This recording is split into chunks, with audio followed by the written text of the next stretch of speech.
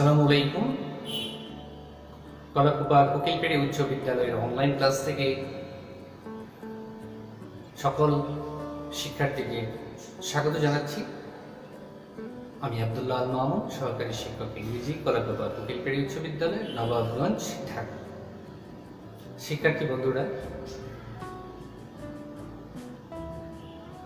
এই কোয়ারেন্টাইন টাইমে কোভিড-19 রোগটা যখন ছড়িয়ে পড়ছে,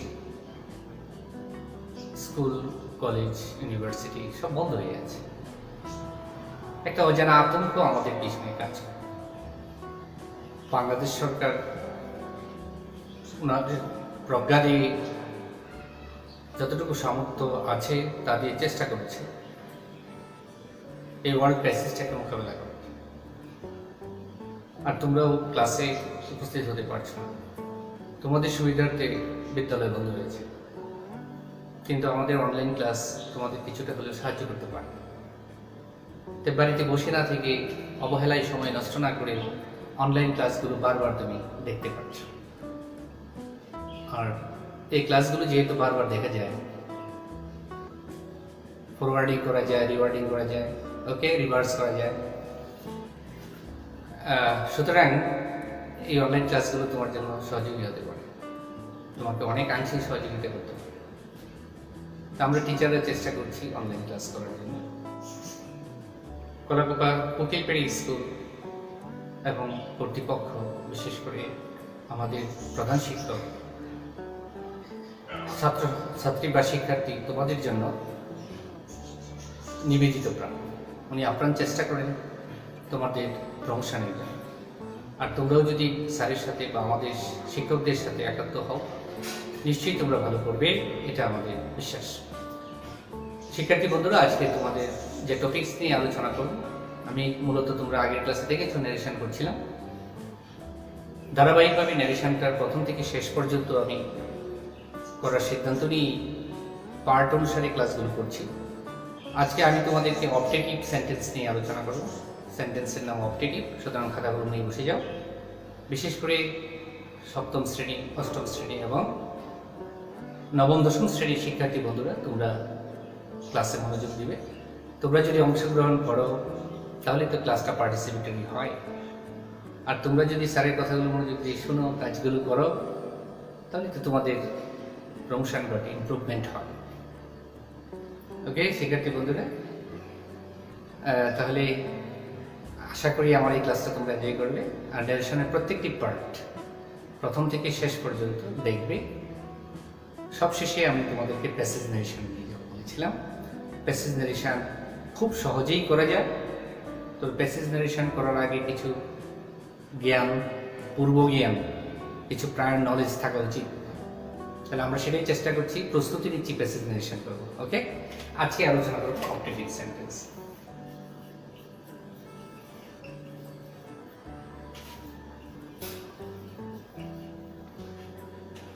শিক্ষার্থী বন্ধুরা, তোমরা জানো অবজেক্টিভ সেন্টেন্স কাকে বলে।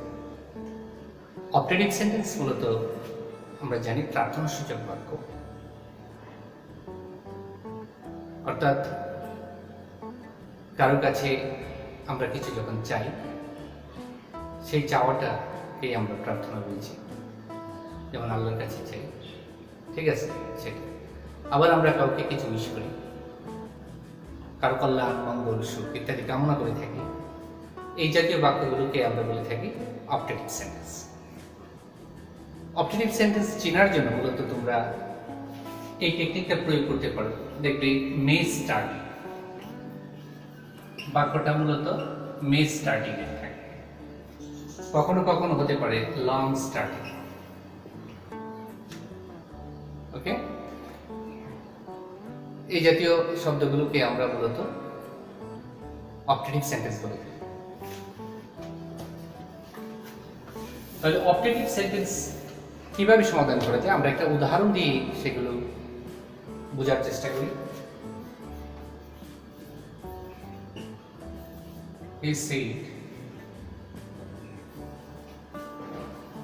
may Allah help you. May Allah help you. খেয়াল করে দেখো, এই বক্তব্য রিপোর্টেড স্পিচটুকু মে দিয়ে স্টার্ট হয়েছে এবং বক্তব্য শেষে ফুল স্টপ হয়েছে। মে দিয়ে স্টার্ট হলে বক্তব্য কিন্তু ইন্টারভেটিভ হইতে পারে, ওকে, কিন্তু এই বক্তব্য শেষে যেহেতু ফুল স্টপ হয়েছে সুতরাং বুঝতেই পারছি বক্তব্যটা ইন্টারভেটিভ নয়। এটা কি আল্লাহর কাছে সাহায্য চাওয়া হয়েছে, বুঝতে পেরেছ? আল্লাহর কাছে যখন আমরা সাহায্য চাই তখন সেটাকে আমরা প্রে বলে থাকি। মূলত আমরা কি বলে থাকি? প্রে, প্রার্থনা করি, হে আল্লাহ আমাকে ক্ষমা করে দাও, এরকম, হে আল্লাহ আমাকে মাফ করে দাও। এগুলো আমরা আল্লাহর কাছে প্রার্থনা করি। কি করি? প্রার্থনা চাই, ওকে। দেখো, এই যে আল্লাহর কাছে সাহায্য চাওয়া হয়েছে, মে আল্লাহ হেল্প ইউ, আল্লাহ তোমায় সাহায্য করুন। আমরা একটা অন্যের মঙ্গল কামনা করেছি, আল্লাহর কাছে প্রার্থনা করেছি, তাই সেইটুর পরিবর্তে আমরা লিখব প্রেট। হি প্রেট, কমা ইনভার্টেড কমা উঠে হয়ে যাবে দ্যাট। এবার এই বক্তব্যটা আছে অপটেটিভ হয়ে যাবে অ্যাসার্টিভ। অ্যাসার্টিভ হতে গেলে মেয়েকে আমরা কোথায়? সাবজেক্টের পরে চিন্তা করি, ইজি। তাহলে আল্লাহকে সামনে নিয়ে আসি, এই লেটারটা ক্যাপিটাল হবে, আল্লাহ ইজ ইউনিক। তার প্রোনাউনের ক্ষেত্রেও আমরা এইচটা ক্যাপিটাল লিখি, is one and unique, okay. So আল্লাহর বরত্ব, একত্ববাদ প্রকাশে আল্লাহর সম্মানার্থে আমরা কি করে থাকি? এ ক্যাপিটাল লিখি। মেয়ের পাস্ট রূপ হয়ে যাবে মাইট। হেল্প, এই শব্দটা মোডালসের পরে বসছে, তোমরা জানো মোডালসের পরে ভার্ব প্রেজেন্ট রূপ বসে, ইউজ সেকেন্ড পারসন। তাহলে সেকেন্ড পারসন পরিবর্তন হয় শ্রোতা দ্বারা। এখানে শ্রোতাকে হে সেইড, আমরা ধরে কখনো মিকে ধরছি না, ধরছি থার্ড পারসনকে। তা হতে পারে হিম, হতে পারে হার। শ্রোতা এখানে উল্লেখ নাই, আমি কার জন্য প্রার্থনা করছি সে উল্লেখ নাই, তাই আমরা সেখানে হিম অথবা হাত লাগাচ্ছি। এই হিম কিন্তু স্পিকার নয়, অন্য কেউ। বোঝা যাচ্ছে?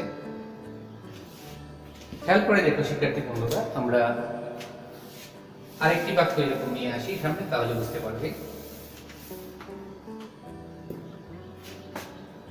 যদি এরকম হইতো, he said to me, may Allah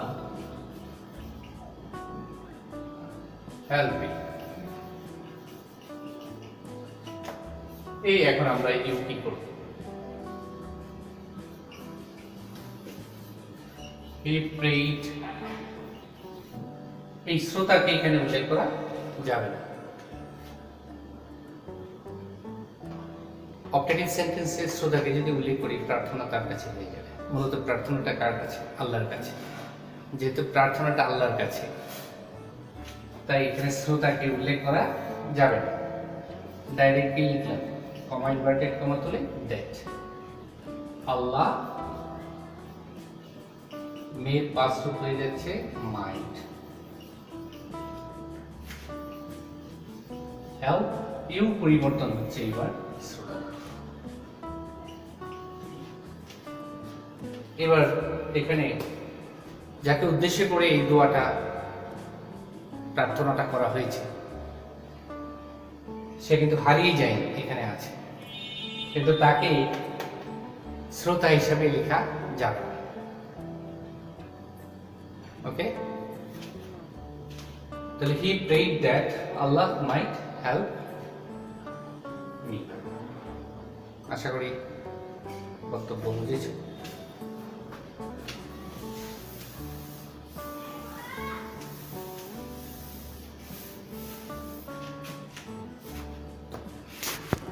আমরা আরেকটি সমস্যা সমাধান এগিয়ে যাই, সমাধান করার চেষ্টা করি। বলি, she said to him,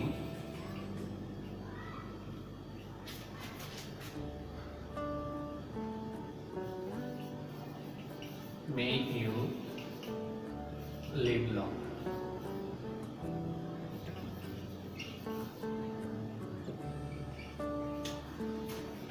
আমরা আরো একটি সমস্যা দেখার চেষ্টা করি। She said to him, "May you live long." সে তাকে বলল, তুমি দীর্ঘজীবী হও। মূলত দীর্ঘজীবী এটা আমার একটা উইশ, আবার এটা একটা প্রেয়ার। কিন্তু এখানে আমরা উইশ সম্বোধন না করে প্রেয়ার সম্বোধন করা উত্তম, কারণ আমাদের জীবন দীর্ঘায়িত করার মালিককে ক্রিয়েটর, সৃষ্টিকর্তা। সুতরাং এই ক্ষেত্রে উইশ কথাটা উল্লেখ করা যে আমাদের মনে হয় প্রেইড লিখাই উত্তম, যেহেতু এটা স্বাভাবিক কোনো প্রত্যাশা নয়, এটা সৃষ্টিকর্তার কাছে বিশেষ প্রার্থনা, জীবন দীর্ঘায়িত হওয়া। তাই এখানে সেক্টর পরিবর্তে প্রেইড লিখতে হবে। She prayed। আমরা বলেছি কোনো কিছু যদি সৃষ্টিকর্তা অর্থাৎ আল্লাহ, ঈশ্বর, ভগবান ওনাদের কাছে হয়ে থাকে, তাহলে কি করা যাবে? লিসেনারকে উল্লেখ করা যাবে। কি লিখলাম? She prayed that।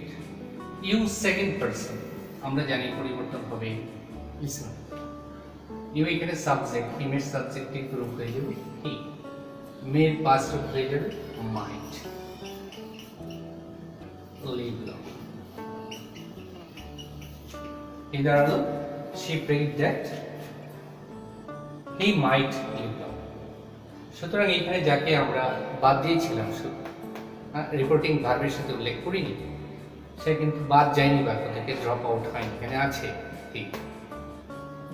সুতরাং এটাকে এভাবে সমাধান করা যেতে পারে। ওকে শিক্ষার্থী বন্ধুরা,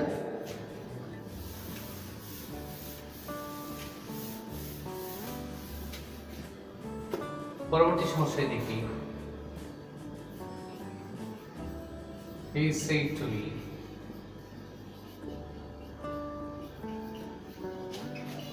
may Allah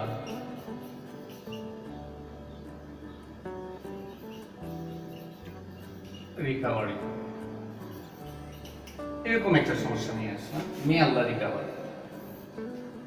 কারো আরোগ্য লাভের জন্য আমরা মূলত এটা বলতে পারি রোগ মুক্তি প্রার্থনা করা। এই ক্ষেত্রে এখানে আমরা মূলত উইস্ট লিখতে পারি, প্রেডও এভাবে লেখা যেতে পারে উইস্ট। সেটার পরিবর্তে হি উইস্ট, যেহেতু এটাও প্রার্থনা আল্লাহর কাছে, না লেখে তাকে উল্লেখ করা যাবে না। কমা ইনভার্টেড কমা উঠে তাহলে এটা উল্লেখ করা এখানে যাবে। হি উইস্ট দ্যাট আল্লাহ, মেয়ের পরিবর্তে তোমরা জানো লিখতে পারবে মাইট রিকভার। এখানে থামতে হবে, ভুল লিখে ফেলেছি।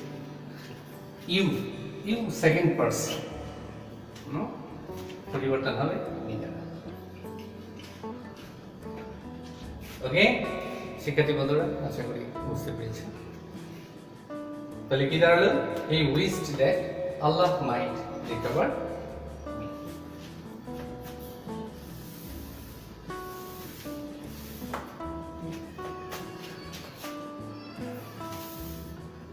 খেয়াল করা যেতে পারে বিষয়টা। He said to me,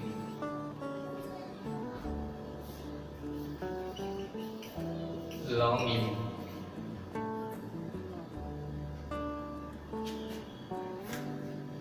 our Prime Minister।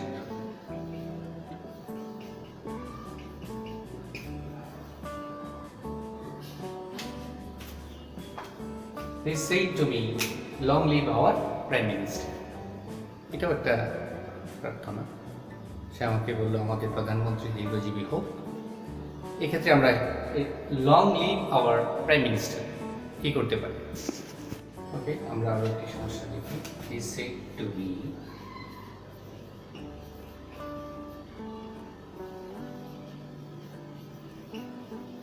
May you shine in life. কি করা যেতে পারে তুমি জীবনে উন্নতি করো, এটা একটা উইশ হতে পারে। এই সেক্টর পরিবর্তে লিখলাম উইস্ট, কমা ইনভার্টেড কমা উঠে লিখলাম ডেট, ইউ পরিবর্তন হলো মি, তারা হয়ে গেল আই, মি পরিবর্তে লিখবো মাইট, আই মাইট শাইনিং লাইফ। ওকে, এই জাতীয় আরও অনেক সমস্যার সামনে আসতে পারে, যখন আসবে এগুলো নিয়ে আরও আলোচনা হবে। যাই হোক শিক্ষার্থী বন্ধুরা, আজকের ক্লাস আমাদের এ পর্যন্তই। এখন আমি বোর্ডে কিছু হোমওয়ার্ক দিব, বাড়িতে চেষ্টা করবে কীভাবে এগুলো সমাধান করা যায়, আরও দেখবে। শিক্ষকদের প্রশ্ন করবে, যত প্রশ্ন করবে তত শিখবে। জানিবার ইচ্ছা মানে জিজ্ঞাসা। ওকে, so I think that you will be very inquisitive student. You have a target, goal and aim in life. If you have ambition, only then you can rush to the goal. You know that aimless life is like a rudderless ship. Rudderless ship বুঝতেই পারছো, যার দাঁড় নেই, স্রোতের ভরসায় কোন দিকে যাবে লক্ষ্য নাই, লক্ষ্য স্থির নেই।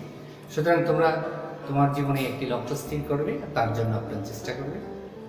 এই মুহূর্তে তোমার লক্ষ্য হওয়া উচিত যে আমি ন্যারেশনটা ভালোভাবে শিখবো। বেশ, তোমার এই আগ্রহ তোমাকে অনেক দূরে এগিয়ে নেবে, একটা পজিটিভ সিম্বল, আমার দ্বারা সম্ভব। তাহলে হোমওয়ার্ক করার জন্য প্রস্তুত হয়ে যাও। আমি তোমাদের কিছু হোমওয়ার্ক দেবো, সেগুলো করবে বাড়িতে। যদি কোনো প্রবলেম হয় শিক্ষকদের সাথে আলোচনা করবে। শিক্ষকদের সাথে আলোচনা করা মানেই হলো তোমার এগিয়ে যাওয়া। আর teachers always know that they are the helping hand of you. শিক্ষক তোমার জন্য কিছুই করতে পারবে না যদি তোমার পজিটিভ আগ্রহ না থাকে। So I think that a teacher is nothing but a helping hand. So student be curious and try to understand the circumstances, situation, and same time you have to be very competent and to know about yourself, because this advanced world is very tough, difficult. So it is the world of competition. কম্পিটিশানে তুমি যদি এগিয়ে যেতে চাও তাহলে লেখাপড়ায় তোমাকে এগিয়ে যেতে হবে। লেখাপড়া তোমার অনেক নতুন নতুন দিগন্ত উন্মোচিত করবে। যত পড়বে জানবে তত আনন্দ অনুভব করবে। সো শিক্ষার্থী বন্ধুরা, আর কথা নয়, আমি বোর্ডে বাড়ি কাজগুলো দিব, সেগুলো ভিডিওটা পজ করে সেগুলো নোট করে নেবে এবং বাড়িতে প্র্যাকটিস করবে। যদি প্রবলেম হয় কমেন্ট বক্সে লিখতে পারো, চেষ্টা করবে। তাহলে আজকে এ পর্যন্তই। সবাই ভালো থাকো, সুস্থ থাকো আর নিয়মিত পড়াশোনা করো। I think that stay home, stay with study. Okay, সময় নষ্ট করবে না, প্রত্যেকটি মুহূর্ত কাজে লাগানোর চেষ্টা করবে। লকডাউন মানে তোমার জন্য সুবিধা। স্কুলে আসতে হচ্ছে না, বাড়িতে দিন রাত বসে নিজেকে প্রস্তুত করতে পারছো। সুতরাং যারা মস্তিষ্ক খাটিয়ে কাজ করে তারা কিন্তু অপচয় করছে না, সময়কে বরং কাজে লাগাচ্ছে। তুমি তোমার প্রত্যেকটি মূল্যবান সময়কে কাজে লাগাও। আর ঘুমিয়ে সময় পার করো না, টিভি দেখে সময় পার করো না, পড়াশোনায় মন দাও, টেক্সট বই বেশি বেশি পড়ো। এই প্রত্যাশা রেখে আর সুস্থতা কামনা করে স্টে হোম, স্টে সেফ, এই কথা বলে আজকে শেষ করছি। শিক্ষার্থী বন্ধুরা, পরবর্তী ক্লাস দেখার আমন্ত্রণ রইল। সবাই ভালো থাকো, সুস্থ থাকো। আল্লাহ হাফেজ। ওকে শিক্ষার্থী বন্ধুরা, তোমাদের জন্য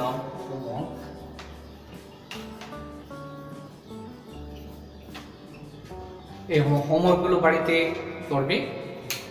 এখানে যে হোমওয়ার্কগুলো আছে আমি ডিজিটালি সেগুলো পুট করছি, সেগুলো বাড়িতে বেশি বেশি প্র্যাকটিস করো। ওকে, থ্যাংক ইউ।